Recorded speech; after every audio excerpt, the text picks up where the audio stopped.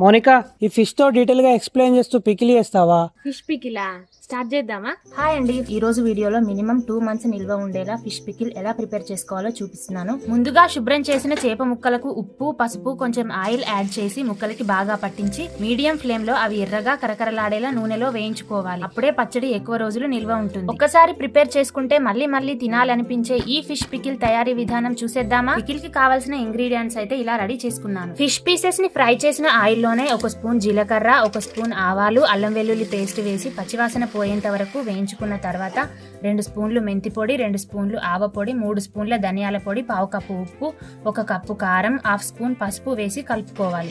తర్వాత ఇందులోకి ఫ్రై చేసి పెట్టుకున్న ఫిష్ పీసెస్ వేసి బాగా మిక్స్ చేసుకోవాలి. ఫ్రెష్ అల్లం వేయడం వల్ల పికిల్ స్మెల్ అయితే సూపర్ ఉంది. లాస్ట్ లో నిమ్మరసం యాడ్ చేసుకుంటే పికిల్ చాలా కాలం నిల్వ ఉంటుంది. చూస్తుంటే నోరు ఊరుతుంది కదా, మరెందుకు ఆలస్యం, మీరు కూడా ట్రై చేసి ఎలా ఉందో చెప్పండి. ఇలాంటి మరిన్ని టేస్టీ రెసిపీస్ కోసం మా ఛానల్ ని సబ్స్క్రైబ్ చేయండి. అలాగే వీడియో నచ్చితే మా కోసం ఒక లైక్ చేయడం మర్చిపోకండి. మరి thank you. Jumper May bumper taste మాత్రం